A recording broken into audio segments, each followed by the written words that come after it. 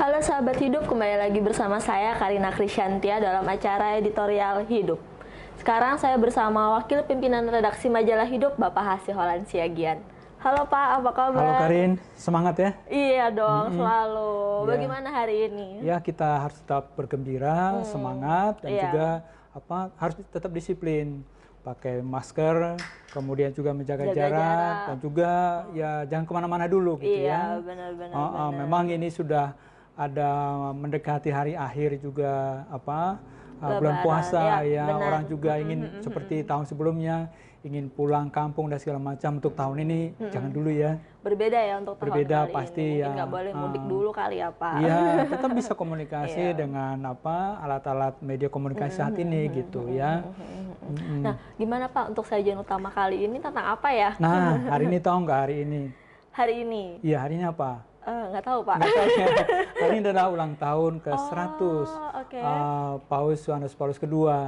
Oke, Santo Yohanes Paulus II. Hari ini ada perayaan khusus untuk beliau yang nanti akan dipimpin oleh Paus Fransiskus langsung dari makam beliau.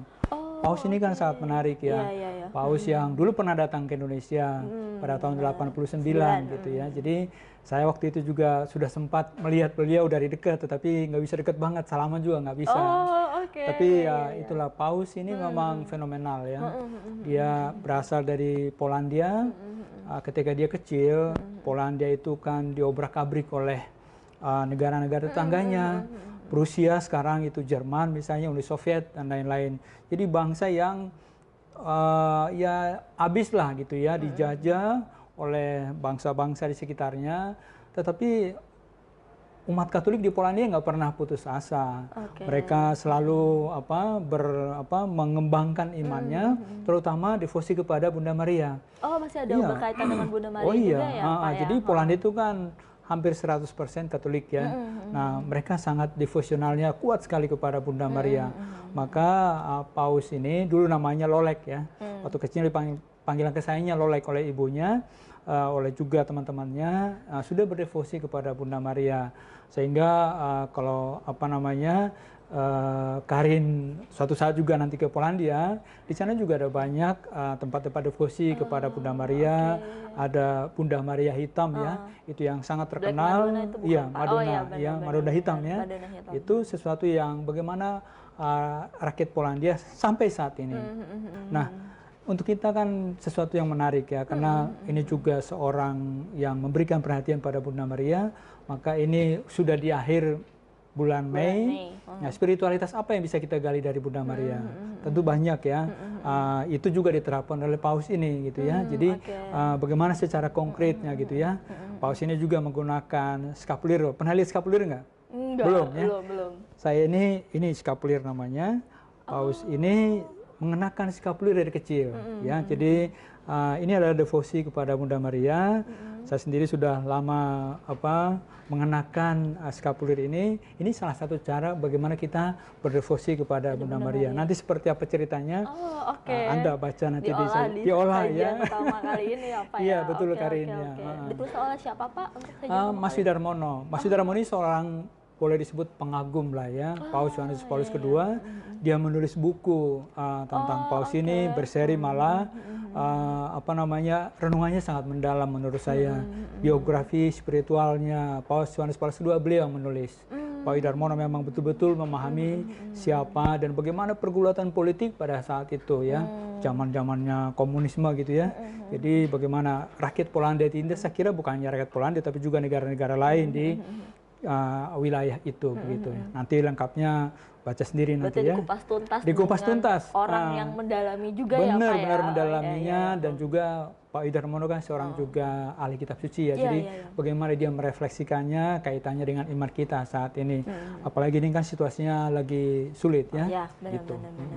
Oke deh Pak. Nah, itu kan sajian utama. Kalau rubrik-rubrik yang lain kira-kira apa nih Pak yang menarik untuk yang biasanya Karin tunggu-tunggu apa? Aku belum pernah naik cerpen sih Pak. Oh gitu ya? Iya, cerpen kan kali ini. Betul. Iya, cerpen kali ini luar biasa. Ditulis oleh Mas Lili Agung. Kisahnya sih soal bagaimana Laila katanya tidak mendapatkan kembang kali ini. Di masa Lebaran ini tidak mendapat sesuatu, tapi sebetulnya cerpen ini tidak berbicara soal kisah cinta saja, tetapi juga bagaimana soal lingkungan hidup, bagaimana soal tenaga kerja, bagaimana situasi global, soal perdagangan dan lain-lain. Cuma cerpenis kita ini pinter banget meracik seperti apa ini dibungkus dalam sebuah cerita yang sedikit romantis gitu ya. Judulnya apa, Pak? Judulnya Tidak Ada Lagi Kembang Untuk Laila gitu ya. Penasaran sih mau baca. Habis baca lah, pasti. Itu spesial kita sajikan untuk para pembaca majalah hidup dimanapun Anda berada gitu ya. Nah, kalau untuk konsultasi iman gimana nih Pak yang bisa ditunggu-tunggu? Betul, ini konsultasi iman kali ini agak pertanyaannya nakal banget itu ya.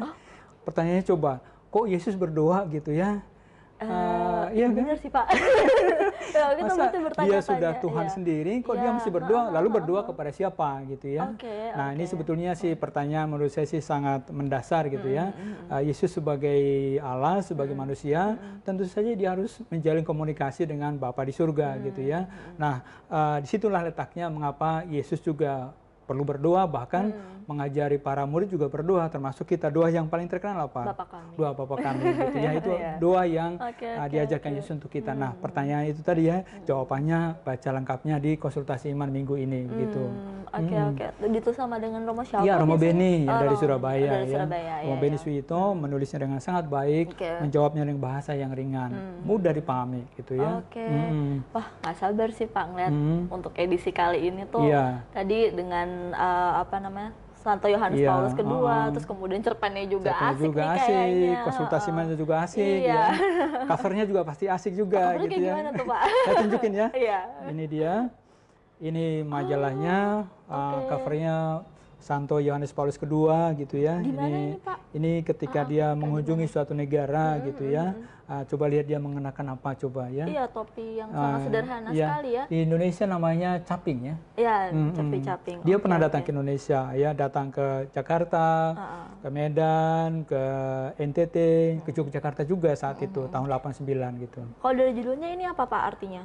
Nah, itu dia, ada rahasianya di situ gitu? ya. Ini siapa Hetmanka itu nanti baca di situ. Wah, bikin kepo aja nih.